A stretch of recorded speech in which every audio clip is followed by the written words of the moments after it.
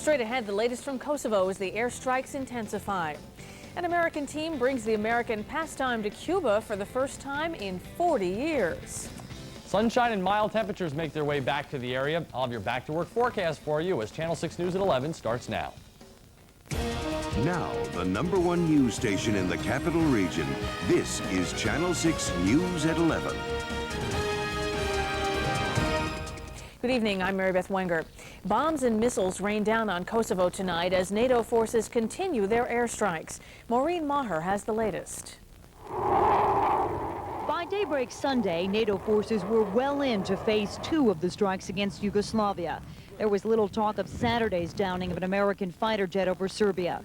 The pilot rescued and back at the Aviano Air Base, the focus shifted to the offense on Serbian ground forces. I strongly support Secretary General Solana's decision yesterday to move to a new phase in our planned air campaign with a broader range of targets, including air defenses, military and security targets, and forces in the field. And according to Secretary of State Madeleine Albright, the move comes none too soon, as reports of Serb atrocities against the Kosovo Albanians continue to increase every day. There are terrible reports about men and women, men being separated from women and children, then they being taken off and executed, villages being torched, people arriving across the border with no shoes and literally told to leave their villages. So it is a very, very bad scene. In fact, the mass exodus of ethnic Albanians to neighboring borders is now close to 20,000. Tired, hungry, and stripped of their homes, another 500,000 more have been left to wander the war-torn countryside. Sunday marks the beginning of the Christian Holy Week leading to the Easter holiday. At Palm Sunday services just outside the airbase, parishioners were asked to pray for everyone involved in the Kosovo crisis and to remember Easter is a time for renewal. But since the NATO airstrikes began, there has been little, if any, effort to renew peace talks. Serbian troops appear undaunted, and since sundown, nearly a dozen NATO fighter jets have taken off from this airbase alone, the most in the last few days. Still, this holiday week is about miracles.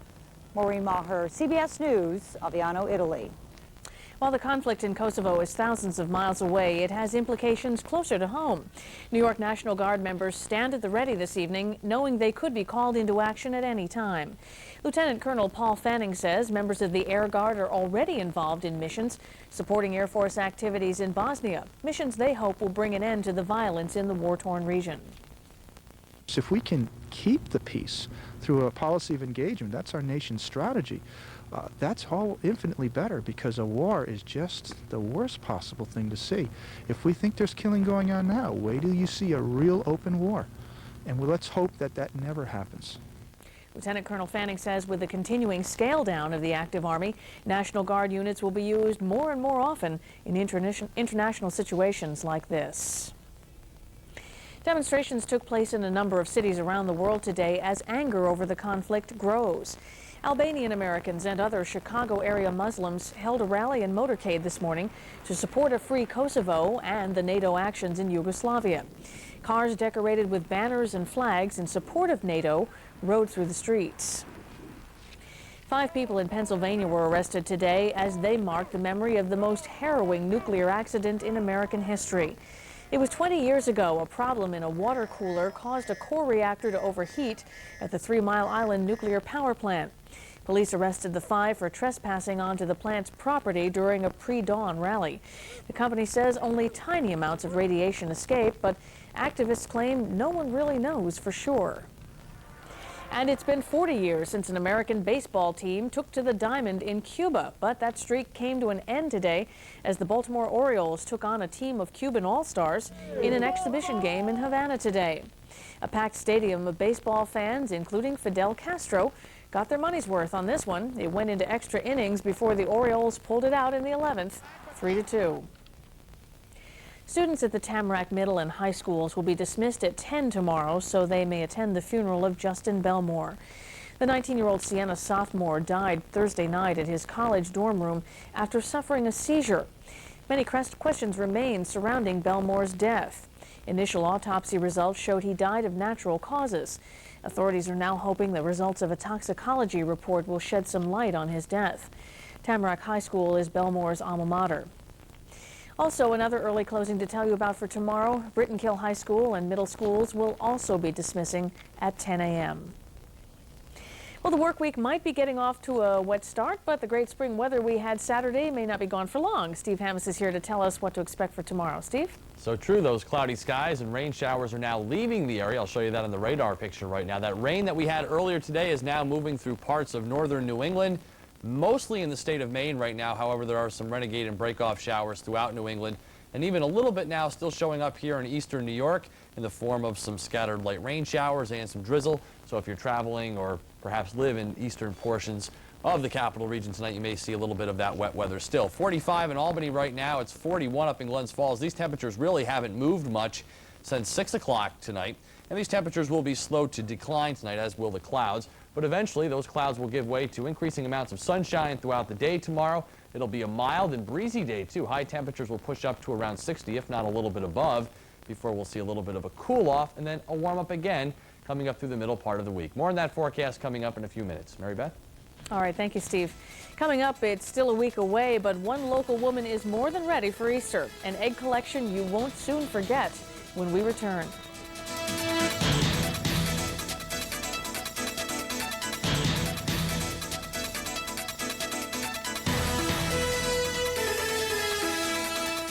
This segment of Channel 6 News is sponsored by Roland J. Down. You're watching Mary Beth Wenger and Forecasts with Steve Hammes. This is Channel 6 News at 11.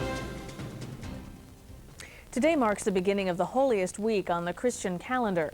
Congregants at First United Methodist Church in Schenectady marked Palm Sunday today. That's the day the Bible says Christ entered Jerusalem as palm fronds were strewn along his path before his crucifixion.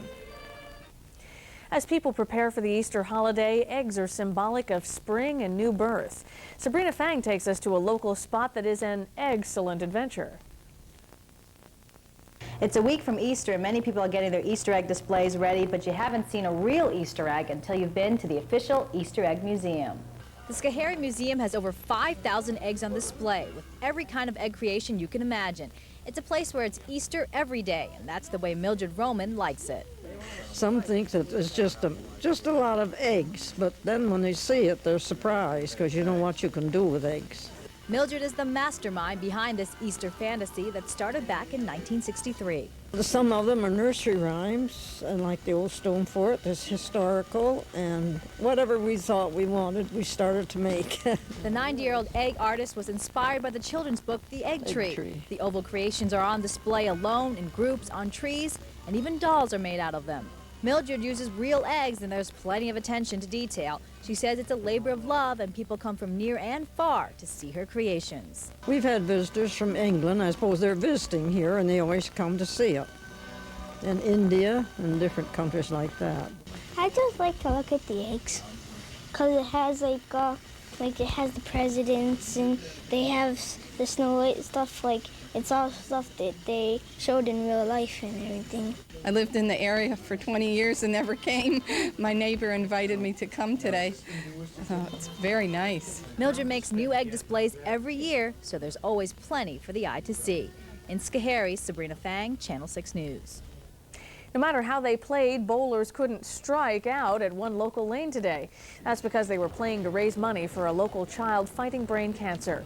17-month-old Megan Andres of East Greenbush had her tumor removed in December and is recovering well. But the 200 bowlers who racked up points at the lanes today want to help her family pay for the medical bills. The family is most grateful. It's wonderful. It's a wonderful feeling that everybody's helping. It's wonderful. Yes, this is excellent. I can't believe all these people are doing everything to help us. There's been a lot of help. The support that we've been getting from everyone's been great. Everyone's been pitching in everywhere. It's been excellent. The bowl-a-thon was sponsored by the Gold Wing Road Riders, and they hope to raise $3,000 for the family. Well, if today's rain got you down, it's out of here for now. Steve Hammes has your Monday outlook. That's right. Cloudy skies and rain will soon be gone, and that will leave us with a pretty decent-looking weather week ahead. I'll have the forecast for you coming up after the break.